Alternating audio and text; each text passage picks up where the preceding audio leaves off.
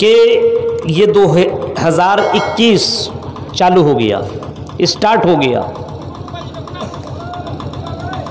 2021 का ये तीसरी तारीख है,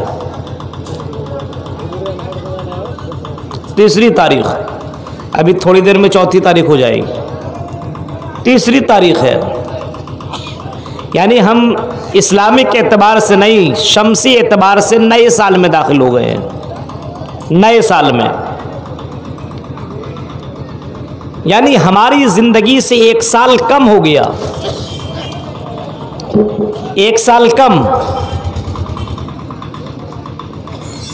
आप ये समझ लो,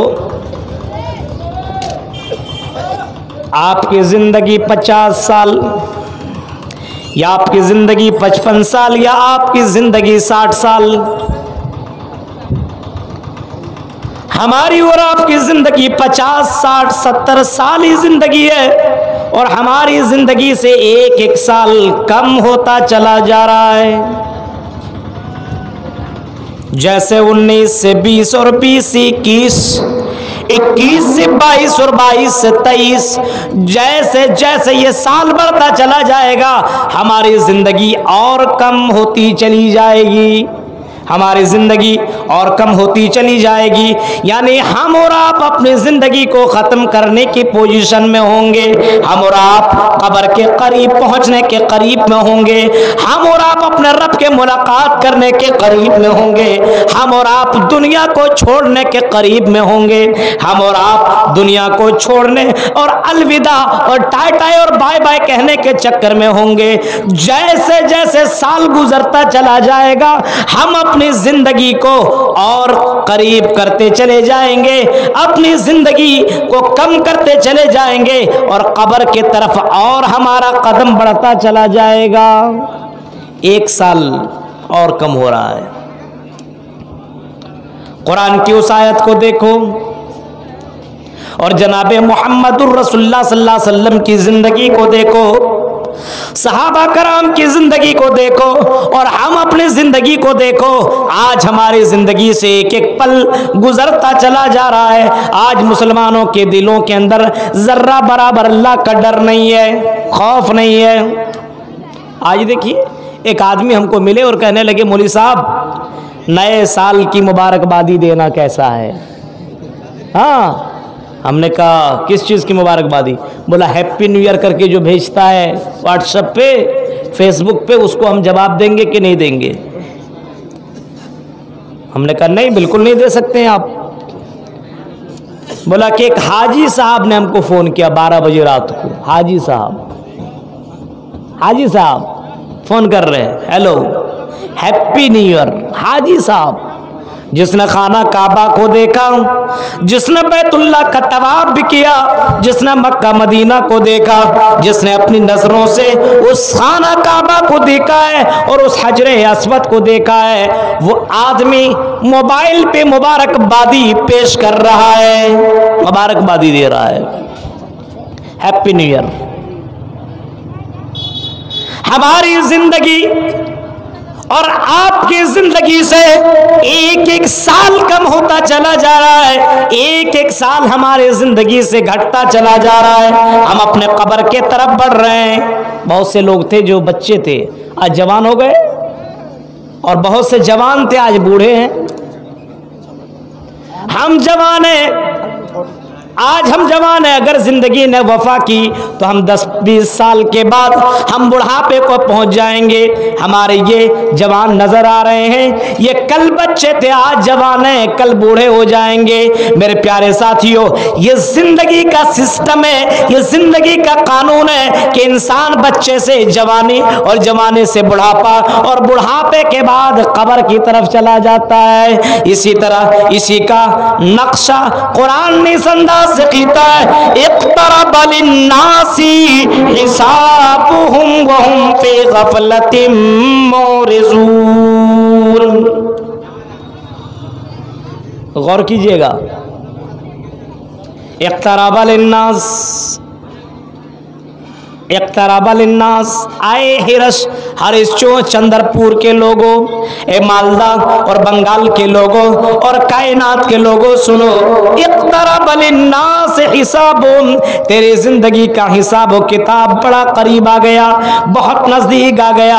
बहुत जल्दी तो अल्लाह के सामने खड़ा होने वाला है, बहुत जल्दी तो कब्र के अंदर जाने वाला है, बहुत जल्दी तो अल्लाह से मुलाकात करने वाला है। इक़्तरबा लिन्नास हिसाबुहुम व हुम फी गफलतिम मुरिज़ून, बहुत जल्दी तुम अल्लाह के पास पहुंचने वाले हो, बहुत जल्दी अपनी जिंदगी का तुम हिसाब देने वाले हो, बहुत जल्दी तुम अल्लाह के पास पहुंचने वाले हो और अल्लाह के नजदीक पहुंच करके तेरा हिसाब व किताब होगा।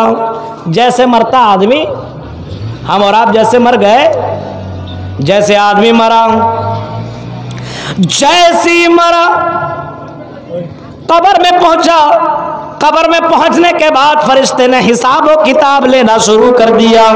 हाँ, ये नहीं कहेगा अरे क्या नाम है, अब्दुल सलाम, नूरुल इस्लाम, रफीकुल इस्लाम, ताजुल इस्लाम, फातिमा, कुलसूम, सुमैया, नाम से नहीं छोड़ेगा। सवाल कब्र के अंदर शुरू, जैसी कब्र के अंदर हमने और आपने कदम रखा, वैसी हमारी जिंदगी का हिसाब शुरू। मर रब्बुका मा दीनुका मन नबियुका, कब्र के अंदर गया, मर रब्बुका मा दीनुका मन नबियुका, यही सवाल फरिश्ते कहेंगे, ओ बताओ तुम्हारा रब कौन, तुम्हारा रब कौन। मर रब्बुका मा दीनुका, तेरा दीन कौन सा था। मन नबियुका, तेरा नबी कौन, किस नबी के ऊपर तुमने ईमान लाया और जिंदगी तुमने कैसी गुजारी। जरा कुरान की आयत के ऊपर गौर करो, इक़्तरबा लिन्नासी हिसाबुहुम व हुम फी गफलतिम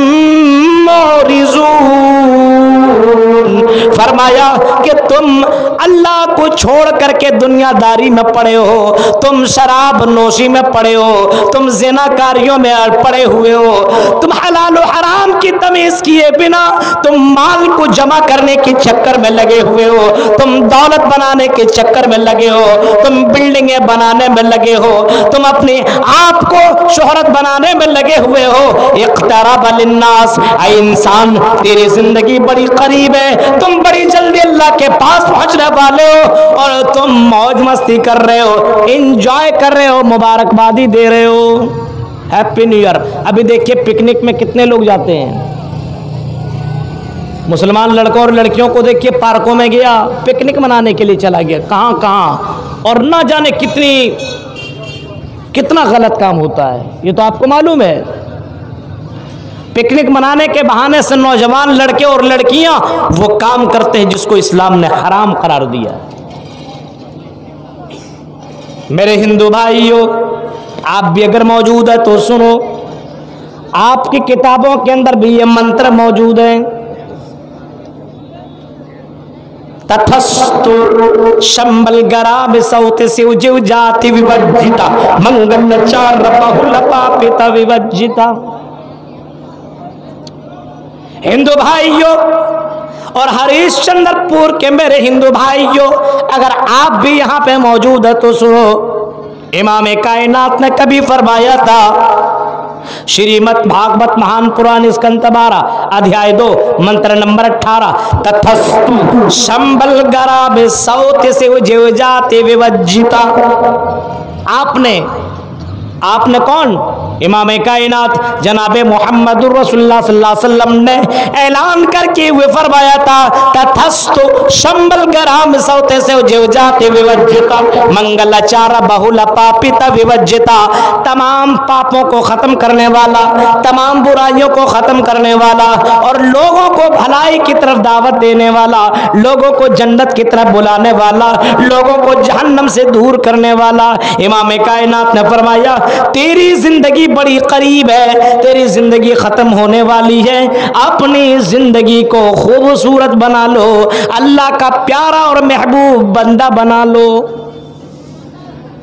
आओ बंगाल के मेरे मुसलमान भाइयों, कुरान की उस आयत को देखो जो मैंने खुतबा मसनूना के बाद तिलावत की है, वमन अरज़ अन ज़िक्री फ़इन्न लहू मईशतन ज़न्का वनहशुरुहु यौमल क़ियामति अमा।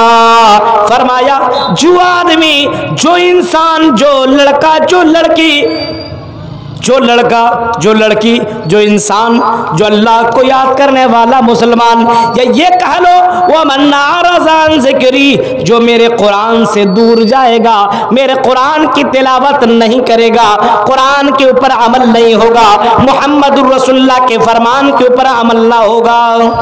आज देखिए हमारा अमल है इस्लाम के ऊपर, है अमल। आजान की आवाज हमारे कानों में आई, अल्लाहू अकबर, अल्लाहू अकबर, मोबाइल में लगे हुए हैं। अबे अच्छा हुआ टिकटॉक बंद हो गया, वरना वो बंगाल की वो लड़की बड़ी फेमस हो रही थी। हाँ, बंगाल की एक मुस्लिम लड़की बड़ी फेमस हो रही थी, मालूम नहीं क्या नाम तो ज़हन से निकल रहा है, एक कोई खान करके कोई ऐसे करके नाम था। एक लड़की फेमस हो रही थी, हर चाय भी बना रही है उसका भी टिकटॉक पे डाल रही है, खाना भी बना रही है वो भी टिकटॉक पे डाल रही है, वही कहीं घूमने जा रहे उसको भी टिकटॉक पे डाल रही है, नाच रही है, डांस कर रही है, उसको भी टिकटॉक पे डाल रही है। कुरान की आजान की आवाज कानों में आई, अल्लाहू अकबर, अल्लाहू अकबर। अब हमारा और आपका काम क्या होना चाहिए? जैसे कान में ये आवाज आई अल्लाहू अकबर, अल्लाहू अकबर, तो हमें और आपको भी कहना चाहिए अल्लाहू अकबर, अल्लाहू अकबर। कहते हैं मौज़िन कहे अशहदु अल्लाह इलाहा इल्लल्लाह, हमें और आपको भी कहना चाहिए अशहदु अल्लाह इलाहा इल्लल्लाह। नमाज पढ़ेगा तब ना कहेगा, गाना सुनने से फुर्सत रहेगी। अभी तो बंगाली में एक से एक गाने निकल रहे हैं, एक से एक गाने, अब गानों में लगा हुआ है। गौर करो, आजान का जवाब नहीं।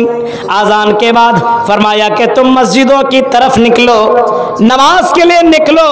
अब हम और आप मस्जिदों में नहीं, घर को पकड़े हुए, हम और आप अपनी दुकान को पकड़े हुए, हम और आप तिजारत में लगे हुए हैं, हम और आप अपने बीवियों में और अपने बच्चों में लगे हुए हैं, हम और आप मोबाइल में लगे हुए हैं, हम और आप दुकानों में, बाजारों में घूम रहे हैं। वमन अरज़ अन ज़िक्री, फरमाया जो मेरे जिक्र से इनकार करेगा, जो मेरा जिक्र नहीं करेगा, जो मुझे याद नहीं करेगा, वमन अरज़ अन ज़िक्री फ़इन्न लहू मईशतन ज़न्का, फरमाया हम उसकी जिंदगी को तंग कर देंगे, उसकी जिंदगी को मुश्किल कर देंगे, उसकी जिंदगी के अंदर टेंशन डाल देंगे। आज मुसलमानों को देखिए कितना टेंशन है, मुसलमान सबसे ज्यादा दुनिया में परेशान, याद रखिए सबसे ज्यादा परेशान अगर कोई है पूरी दुनिया के अंदर तो वो मुसलमान है, सबसे ज्यादा परेशान। अभी हमारे मौलाना आसाम से आए, हालात देखिए आसाम का, आसाम के हालात को देखिए आप, क्या क्या लागू किया हुआ कानून, मदारिस के ऊपर पाबंदियां, और दूसरी जगहों में देखिए अलग अलग जगहों पे परेशानी हो रही। मुसलमान बहुत परेशान है। परेशान क्यों है? अल्लाह को याद नहीं कर रहे, अल्लाह का नाम नहीं ले रहे हैं। हालांकि ये होना चाहिए, खाओ तब भी अल्लाह का नाम लो, खाने के बाद भी तुम अल्लाह का नाम लो, बिस्तर में जाओ तब भी अल्लाह का नाम लो, बीवी के पास जाओ तब भी तुम अल्लाह का नाम लो, लेटरिन और बाथरूम में जाओ फिर भी तुम अल्लाह का नाम लो। होना तो ये चाहिए था कि सुबह में उठो तब भी अल्लाह का नाम लो, गाड़ी में चढ़ो, मोटरसाइकिल पे सवार हो तब भी तुम अल्लाह का नाम लो। लेकिन आज हम और आप अल्लाह का नाम ही नहीं लेते, हम तो रब का नाम भूल चुके। फरमाया वमन अरज़ अन ज़िक्री फ़इन्न इन्न लहू मईशतन ज़नका, जो मेरा नाम नहीं लेगा, जो मेरा नाम नहीं लेगा, मुझे भूल जाएगा, फ़इन्न लहू मईशतन ज़नका, हम उसकी जिंदगी को तंग कर देंगे, हम उसकी जिंदगी के अंदर टेंशन डाल देंगे, उसकी जिंदगी से खुशियों को ले लेंगे। आज खुशी कहाँ है? टेंशन में आदमी मुब्तला है, परेशान है, हालत इतनी खराब है कि आदमी बेचैन वाली जिंदगी गुजार रहा है। देख रहे कि नहीं? सुकून नहीं है जिंदगी में। क्यों सुकून नहीं है, आराम क्यों नहीं है? हम अल्लाह को भूले हुए हैं। अभी तो तकरीर सुनने के लिए आए, सुन रहे हैं, अभी बहुत से मौलाना की तकरीर सुना, अमल कितना करेंगे? फजर की नमाज कितने लोग पढ़ेंगे? तिलावत कितने लोग करेंगे? बस सुन लिया। कितनी लड़कियां जाकर के पर्दा करेंगी? हाँ, कितने लड़के अपनी नजरों को बचाएंगे? वमन अरज़ा अन ज़िक्री फ़इन्न लहू मईशतन ज़नका व नहशुरुहु यौमल क़ियामति अमा।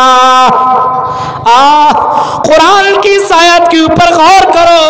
कुरान की यही आयत इंसान को बदलने के लिए काफ़ी है। जो इंसान मेरा नाम नहीं लेता है, हम उसकी ज़िंदगी से सुकून को ख़त्म कर देते हैं, टेंशन डाल देते हैं। आज टेंशन इतना कि बीवी को मार दिया, कत्ल कर दिया। टेंशन, अभी लॉकडाउन में टेंशन कितना हुआ, हालात देखिए, हालात, टेंशन। मदारिस में पढ़ाने वाले मौलवियों को तनख्वाह नहीं दिया गया, इतना टेंशन, पब्लिक इतना टेंशन में कि जो ज़कात निकालने का है, जो अल्लाह के राह में सदका करने का, वो भी नहीं दे रहा है, वो भी नहीं दे रहा है। अल्लाह का नाम लेने वाला कोई नहीं।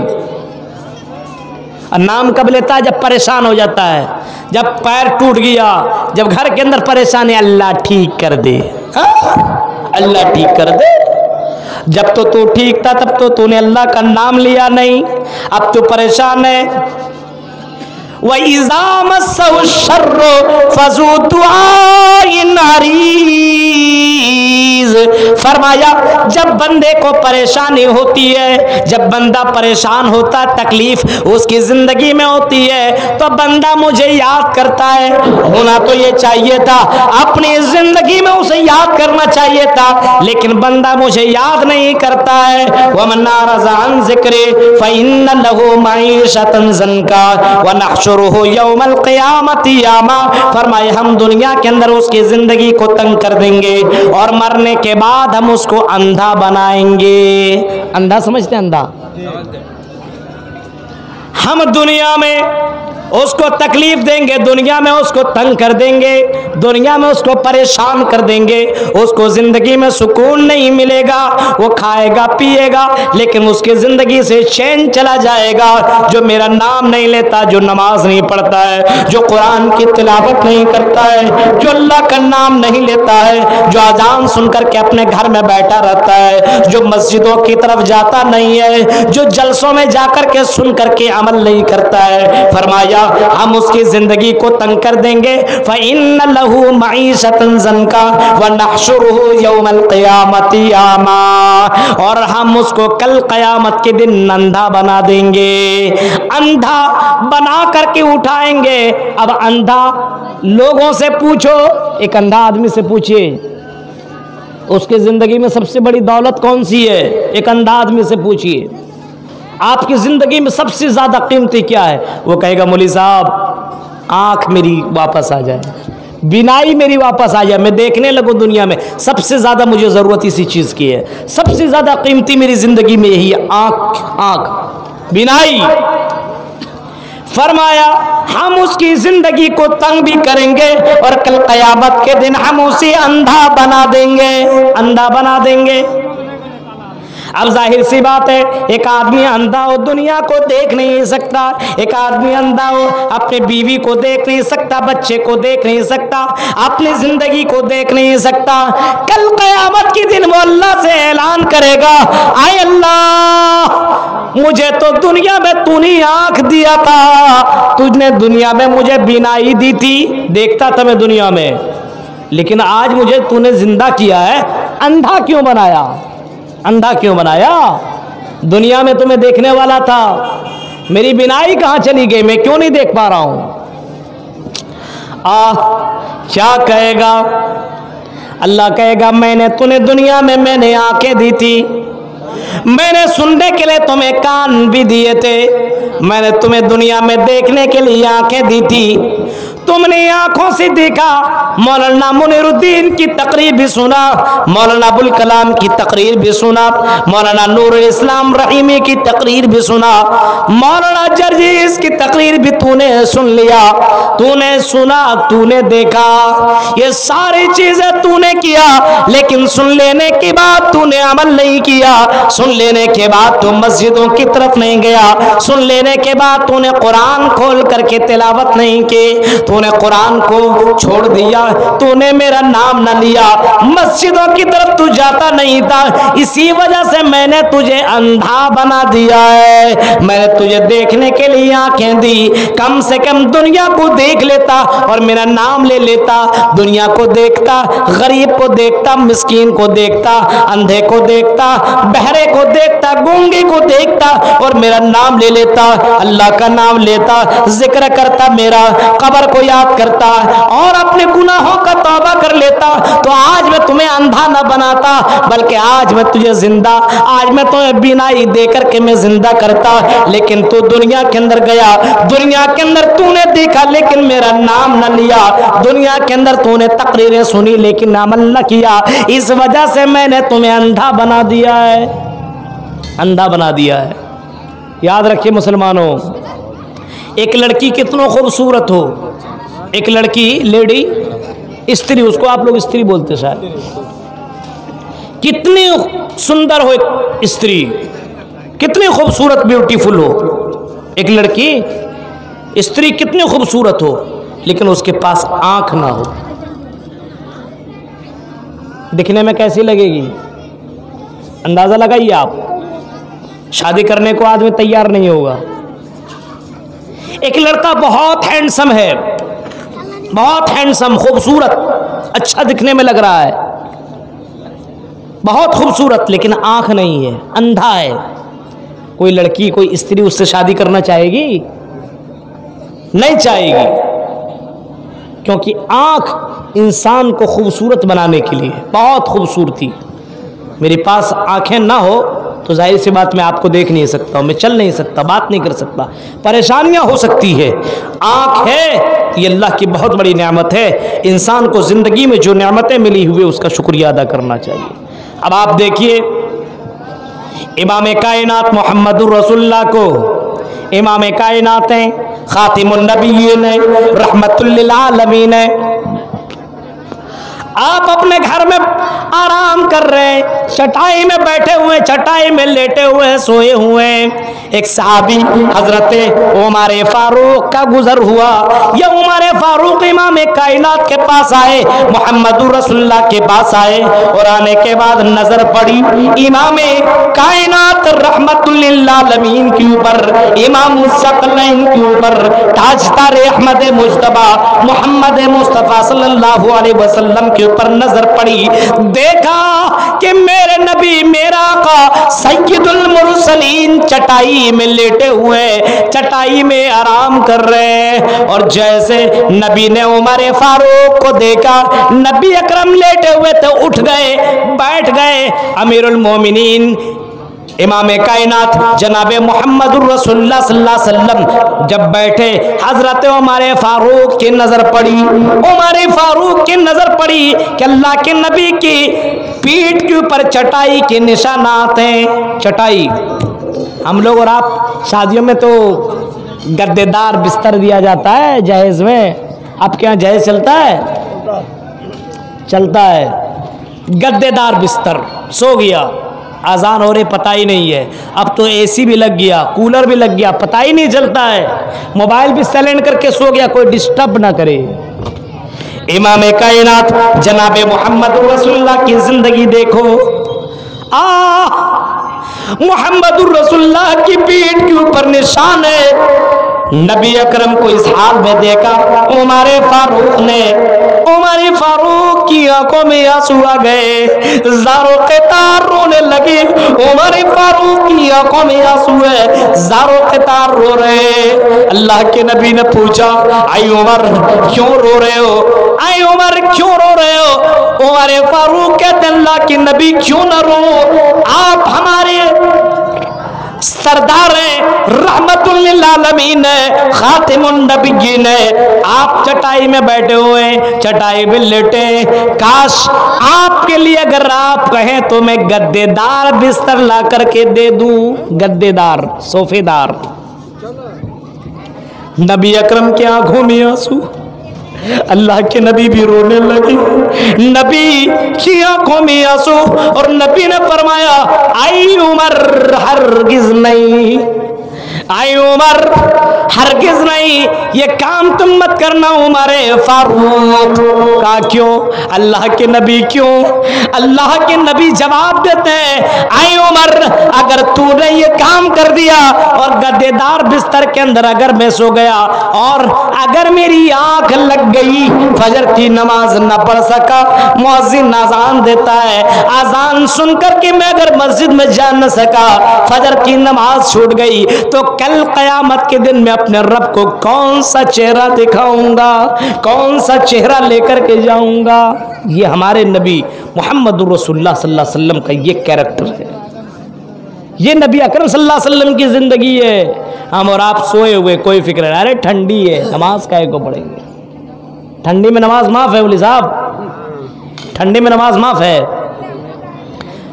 बताइए, ये हाल है हमारे और आपके नबी जनाबे मोहम्मद रसूलुल्लाह का, ये हाल है इमाम कायनात जनाबे मोहम्मद रसूलुल्लाह का। और आज खुद नमाज नहीं पढ़ते, हमारी बीवी भी नमाजी नहीं, हमारा बेटा भी नमाजी नहीं, हमारी बच्ची भी नमाजी नहीं, कोई फिक्र नहीं। कितने हम लोग बेहिस और कितने मुर्दा हो चुके, मुर्दा, कितना ज्यादा मुर्दा हो गए कि हमारी बीवी भी नहीं पढ़ रही, कोई बात नहीं, बेटा भी नहीं पढ़ रहा है, कोई बात नहीं, बीवी भी नमाज नहीं पढ़ रही, कोई बात नहीं। जलसा में जाकर के कोई आदमी जलसा सुन ले और समझ जाए जन्नत में चले जाएंगे, सबसे बड़ा बेवकूफ आदमी है, सबसे बड़ा बेवकूफ है। जलसा सुन करके कोई जन्नत में नहीं जाएगा, जलसा सुन करके अगर अमल नहीं किया तो उसको डबल गुनाह मिलेगा। ये भी सुन लीजिए फतवा, ये भी फतवा सुन लीजिए। अगर जलसा आपने सुना और अमल नहीं किया, आप पहले नहीं जानते थे लेकिन अब जानने लगे हैं, अब आपको डबल गुनाह मिलेगा। आपको ये सोचे कि हम जलसा सुनने ही नहीं जाएंगे, गुनाह कहां से मिलेगा हमको डबल। हाँ, ये भी आप सुन लीजिए, दीन इस्लाम को सीखना आपके लिए जरूरी है, इस्लाम को जानना आपके लिए जरूरी है। आप मस्जिद में जाएं तो कैसे जाएं, घर के अंदर दाखिल हो तो कौन सी दुआ पढ़ें, आप अपने बच्चों की तरबियत कैसे करें, आप अपनी बीवी के पास जाएं तो कौन सी दुआ पढ़ें, ये आपको मालूम होना चाहिए, जानना चाहिए। अगर नहीं जानते तो मौलवी साहब के पास आइए, अपने इमाम के पास जाइए, सीखिए, ज़रूरी है। आज का लड़का कुछ नहीं जानता है, आज उसको सिर्फ वही मालूम है हैप्पी न्यू ईयर। हाँ, अभी खूब मुबारकबादी दे रहा है, खूब happy new year, happy new year, happy new year. किस चीज़ के हैप्पी न्यू ईयर? नए साल की मुबारकबादी किस साल की? 2021 शुरू हुआ है। हाँ हाँ हाँ हाँ, मंजर सुनाओ।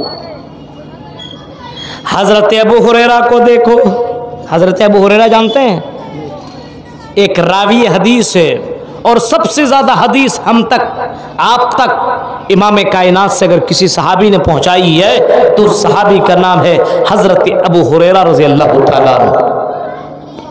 हजरत अबू हुरैरा कहते हैं, और हजरत अबू हुरैरा के बारे में आता है कि आखिरी वक्त में हजरत अबू हुरैरा है बिस्तर पे, मौत के करीब है, जान कब से अंसुरी से परवास करने वाली है, जान निकलने वाली है। हजरत अबू हुरैरा की जिंदगी अब खत्म होने वाली है।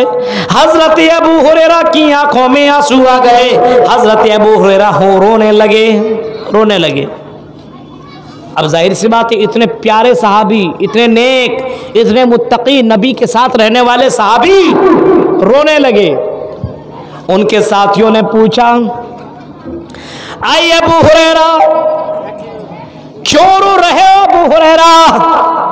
क्या बात है? तुम तो नबी के साथ रहा करते थे, तुमने तो नबी के साथ नमाज पढ़ी, तुम तो इमाम कायनात सल्लल्लाहु अलैहि वसल्लम की हदीसें तुमने याद की, हम तक पहुंचाई। आई अबू हुरैरा, तुम्हारी आंखों में आंसू क्यों आ रहे हैं? क्या मामला है? आई अबू हुरैरा, क्यों इतना ज्यादा रो रहे हो? हजरत अबू हुरैरा का जवाब तो सुनो। हरिश्चंद्रपुर के लोगों, आज मालदा के मेरे मुसलमान भाइयों, बंगाल के मेरे भाइयों और बहनों, हजरत अबू हुरैरा का जवाब तो सुनो।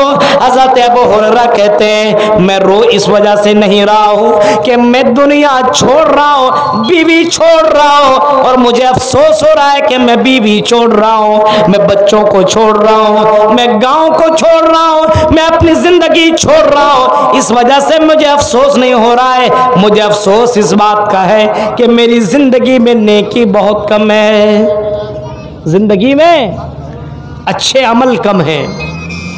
मैं रो रहा हूं इस वजह से कि मेरी जिंदगी में नेकियां बहुत कम।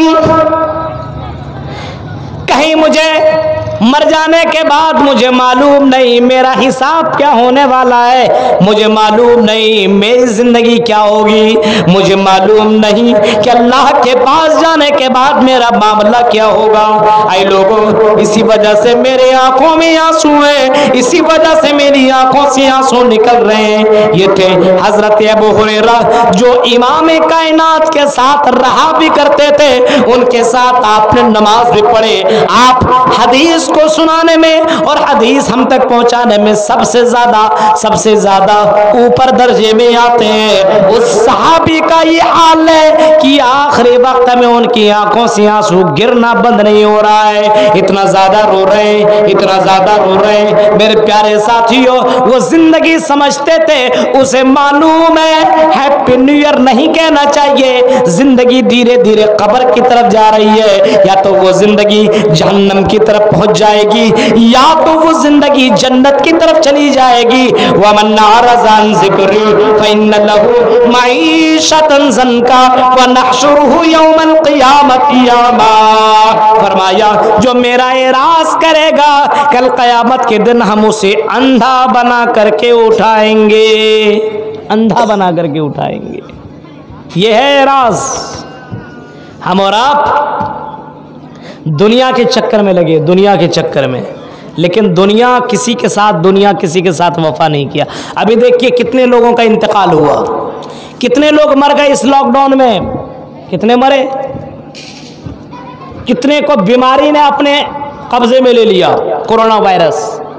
ये तो अल्लाह का शुक्र अदा करना चाहिए हमें और आपको कि अल्लाह ताला ने जिंदा रखा है। हाँ, कोरोना वायरस हमें और आपको नहीं हुआ। अभी भी देखिए ना, आप जाइए एयरपोर्ट पे जाइए, क्या बोले साहब, एयरपोर्ट पे जाइए, पूरा ऐसा ये तो लगाता ही है, ऊपर से ऐसा छत्ता दे देता ऊपर से।